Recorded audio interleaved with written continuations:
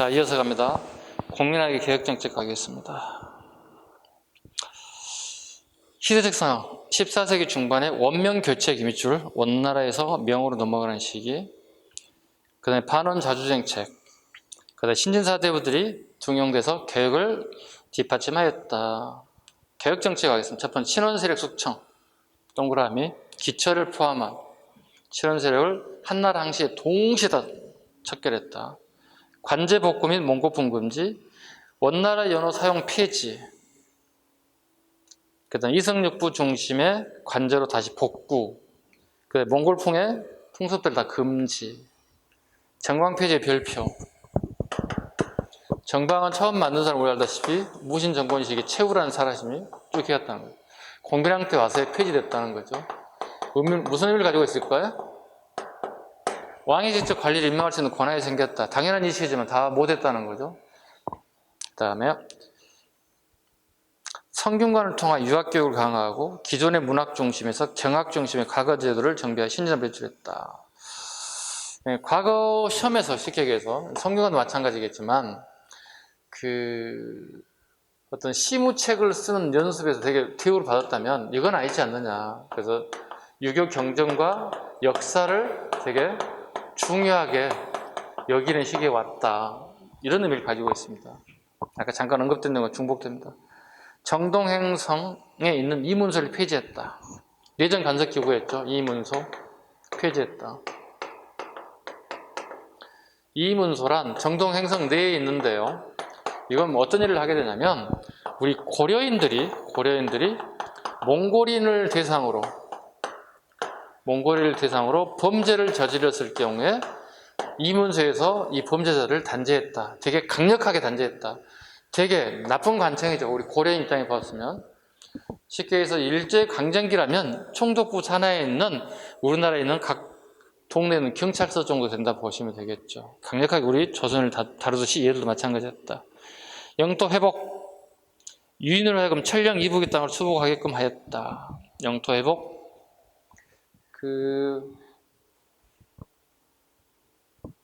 영토 회복하고요. 영토 회복, 즉 쌍성 총감을 회복했다 보시면 되겠죠. 쌍성 총부는 이자춘하고요, 그의 아들 이성계가 차지하고 있던 이 하주 지역, 함경도 지역이죠. 하주 지역을 다시 고려를 가져왔다. 원래 이 하주 지역 뭐죠? 이성계, 이자춘이 있었던 원나라의 직속령이었어요. 다르게 표현하면 이자춘, 이성계는 뭐예요? 그 당시에 원나라의 관리였어요. 근데 이 사람이 어떻게 원나라가 세력이 약해짐을 느끼고 공민왕이 권력을 잡게 되면서 공민왕 쪽으로 변심한 거죠. 네, 이렇게 들어오게 되었다. 그 다음에 전민변정도감, 토지를 잃은 사람들이 다시 토지를 찾아주는 관청을 만들었다. 유일하게 공민왕 시키면 성공합니다. 옆에 많은 그 왕들이 정책 중에 하나입니다. 원종도 실시했고요, 충렬왕도 실시했지만 다 실패했어요. 전민변정이 성공할 수 있는 이유는 신돈의 등용입니다. 전혀 이름은 승려를 등용시키고 해서 성공할 수 있었다. 그런데 신돈이 부패하게 되면서 승려가 욕심을 부린 거죠. 결과적으로는 또 마지막에도 실패하게 되는 겁니다. 일시적 성공을 했지만 결과적으로 신돈의 부패가 또다시 그것도 실패하고 말았다. 왜냐하면 건문 세력들이 우리 농민들의 토지를 다 뺏었단 말이에요. 농민들은 바늘 하나 꽂을 땅이 없었다는 거예요. 이걸 다 원충이 돌려준 정책을 펼쳤다는 겁니다. 큰일이죠. 됐습니다. 페이지를 넘겨보겠습니다. 개혁정치 중단 볼까요? 공민왕. 홍건적의 침입. 원이 쇠퇴하면서 하북의 백년교도, 밑으로 백년교도. 백년교도들은 이제 그 일종의 독립운동하는 세력이기도 하지만 일종의 종교집단이에요. 종교집단입니다. 백년교도들이 중심에서 한족 세력 홍건적은 빨간색 두건을 두렸다는 뜻입니다. 사람 얼굴이라면 이렇게 여기서 빨간색 있어요. 빨간색 두건을 이렇게 두렸다는 거, 이렇게. 일종의 비표죠. 홍건적의 비표죠. 홍건족이 아니라 저기입니다. 두건적자입니다. 두건적자입니다. 빨간색 두건을 두른 적들. 얘들이 조직을 만들어서 독립운동하고 원나라를 축출했다. 근데 이 자식들이 요동에 주둔하게 되더라. 근데 가장 큰 문제가 식량 문제더라. 여기서 이렇게 올려 보내는 6개월 이상 소요가 되더라. 가장 가까운 나라, 되게 약한 나라 고려에 와서 약탈을 하더라. 1차, 2차 2번에 걸쳐 오더라. 1차 다 공민왕 때입니다. 개경에 함락당하고, 서경에 함락당하고, 그 다음에 개경에 함락당하고, 개경에 함락당 안동까지 도망을 가게 되더라는 거예요. 안동까지. 이어서 보겠습니다. 1차 침입, 공민왕 때 서경에 함락, 이방실과 이승경 격퇴. 2차 개경에 함락, 폭주, 오늘날의 안동까지 피난. 이때 유명한 민속놀이 높다리 바퀴 미줄고 봐. 이건 한능금에 자주 나오는 문제들이에요. 높다리 바퀴. 높다리 바퀴가 유명해졌다. 2차 때. 왜냐면 공민왕의 부인이 노국대장 공주죠. 노국대장 공주가 같이 따라가게 되는데 강을 건널 때 옆에서 잡아주고 밟고 지나가는 일이 발생되면서 오늘날의 안동의 민속놀이로 발전되었고 남아있더라. 이거 한능금에 나올 수도 있으니 꼭 기억하셔야 되고, 또 우리 공무원 시험에도 나올 수도 있다. 그 다음에 흥왕사의 변 밑줄가 됩니다. 이건 좀 어려운 시험에 나올 수 있는데요. 자, 안동까지 갔다가 개경에 되돌아왔어요. 최영장군이 홍원정을 물리쳤기 때문에. 근데 궁궐에 다 붙어가지고 왕이 머물 공간이 마땅치 않았어요. 그 중에 가장 변발한 것 중에 하나가 흥왕사라고 하는 절이었던 거거든요. 거기 임시 거처를 정했다는 거예요. 근데 같이 따라갔다 왔던 김용이라는 사람이 근본세조가 힘을 합쳐서 공민왕을 시해하려고 하는 것들. 시해하기 전 밑에 있는 공민왕의 조직들 하나씩 하나씩 제거하게 됐다는 겁니다. 이 사실을 알고 왕에 통보됐고 왕은 급하게 몸을 숨겼고, 최영 장군이 개성에 있는 최영 장군이 연통을 넣고 최영 장군이 와서 저걸 전부 다 수습했다. 나중에 알고 봤더니 누가 일을 저질렀나 봤더니 김용이라는 놈이 일을 저질렀더라. 김용 사건이라고도 합니다.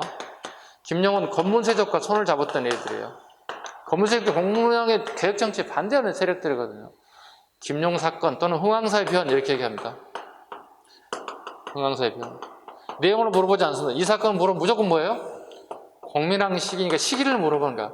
이 시기에 가장 사건이 뭡니까? 공민왕 시기에 대부분 개혁 내용들이 정답으로 떨어진 게 되게 많습니다. 이것만 잡으시면 큰 문제 없어요.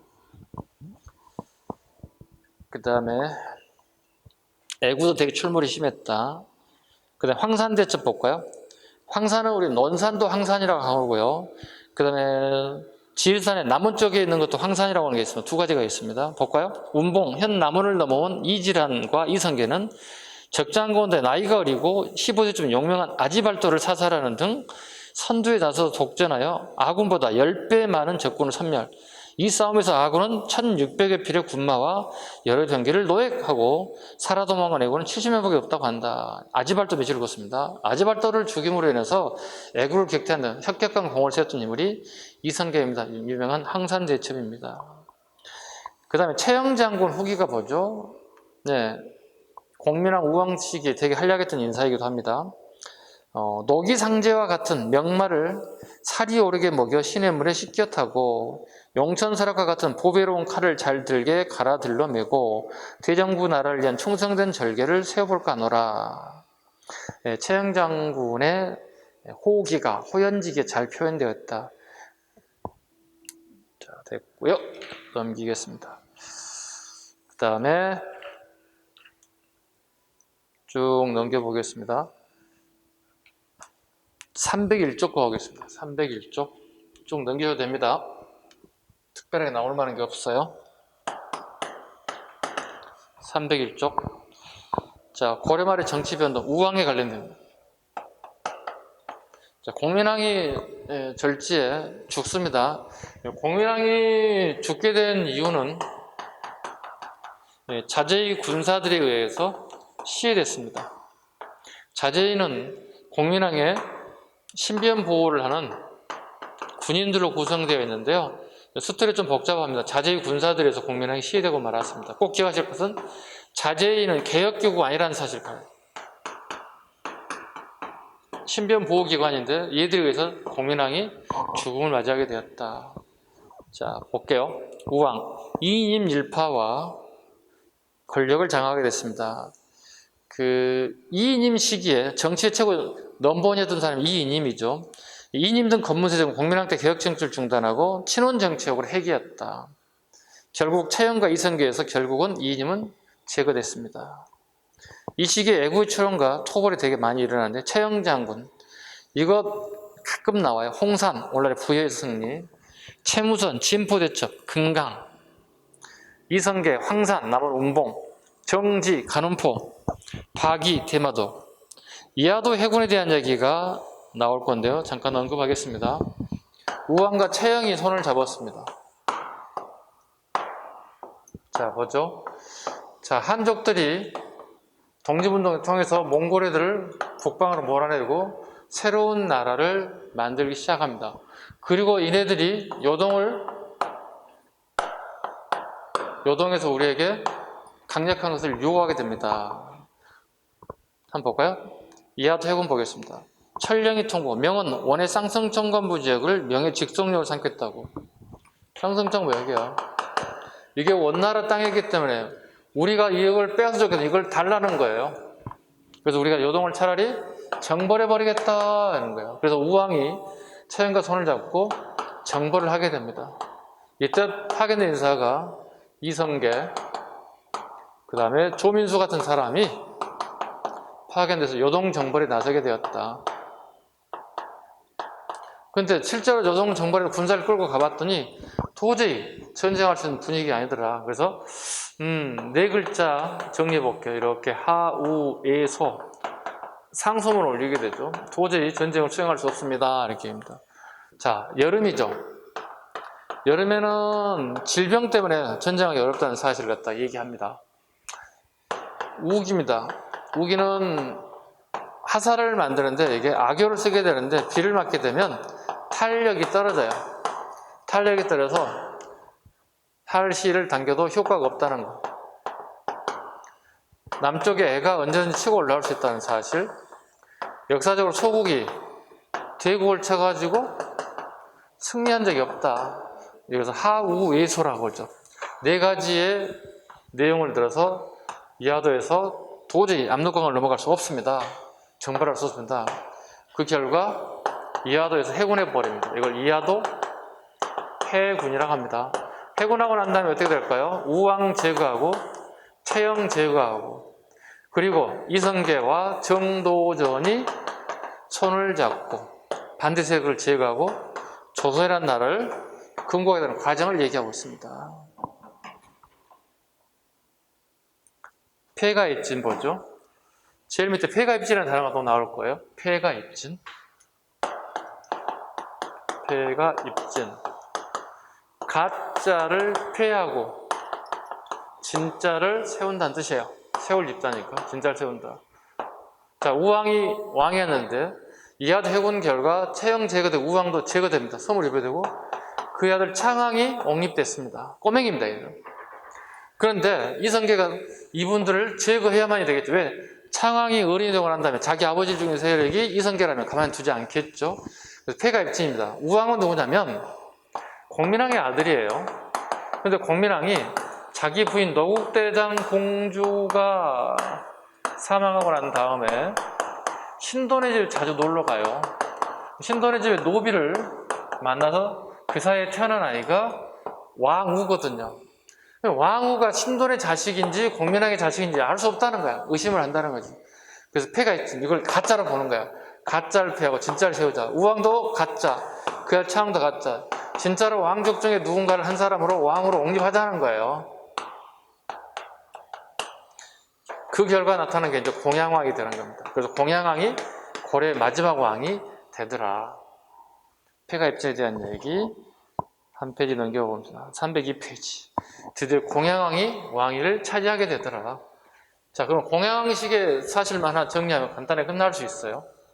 가장 중요한 게 이제 자, 이거 한번 보겠습니다. 과전법 보겠습니다. 한번 볼게요. 과전법을 볼 게 아니라 좀 지우자. 건국 과정을 보자. 이걸로 정리하게 마무리하자.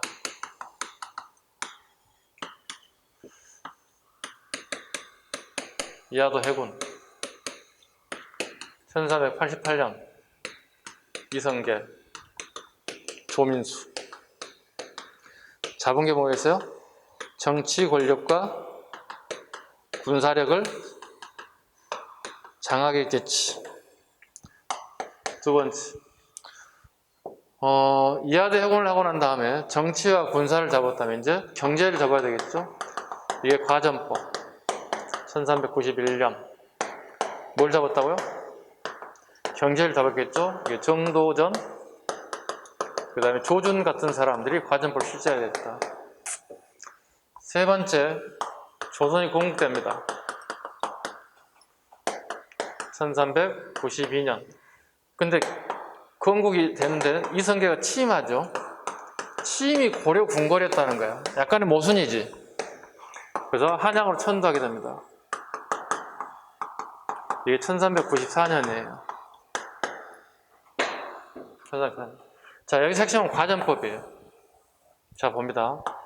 조준과 정돈이 내성이 첫 번째는 계민수전이었습니다. 계민수전이란 전 국토를 국가가 몰수하는 겁니다. 국가가 몰수하고 n분의 1로 나눠서 국민들에게, 백성들에게 분배하는 겁니다. 그리고 여기서 이익이 생기면 이익금을 갖다가 세금으로 걷어들이고 이걸 국가를 운영하고 그 다음에 공무원의 월급을 주자는 거예요. 이런 제도 주장한 게 계민수전이에요. 이게 조중이 구상한 내용 중에 하나였어요. 이걸 정도전과 이성계가 수용하는 가락으로 가게 됐죠. 근데 결과적으로 실패하게 됐습니다. 왜냐하면 정도전과 조전에 이렇게 다른 세력이 정몽주 세력입니다. 즉 온건파 세력들이죠. 온건파 세력들은 이걸 반대한단 말이에요. 그 결과 정치협상 딜이 일어납니다. 정치 딜의 결과 나타난 게 뭐죠? 과전법이에요. 과전법이에요. 과전법이란 전국토가 아니라 경기 지역에 한해서 토지를 몰수하고 경기민들에게 n분의 1로 분배하고 이 생산되는 일정 양을 공무원에게 월급을 주는 거죠. 월급이란 것은 곧 수조권을 지급한다 보시면 돼요. 이렇게 이 결과 경기도 사람들이 처음으로 국가로부터 토지를 받게 되었고 땅에서 경작을 하게 되고 수확물이 나타나게 되고 그 일부분을 갖다 수조권으로 공무원 월급을 줬다는 거예요. 대신에 경기도 사는 사람 중에 대부분 권력자들이 전부 다 땅을 빼앗기게 되겠죠. 그래서 좀 이분들이 억울한 부분을 감세하기 위해서 만드는 게 전현직에 지급했다는 겁니다. 전현직에게 지급하게 된 게 과전법이더라. 꼭 알아두셔야 됩니다. 자, 그 그래프 하나 마지막 치고 끝낼게요.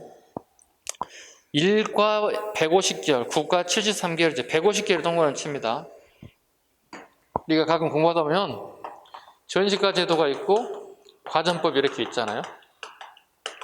이건 전기부터 중기까지 있던 것들이고 후기 있는 것들이잖아요.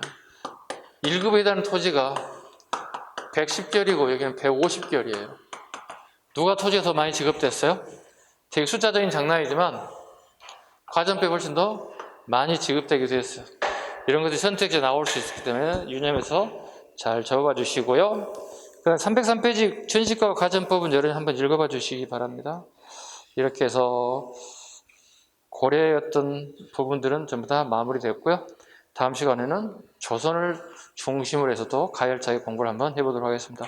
수고하셨고요. 자, 마치겠습니다.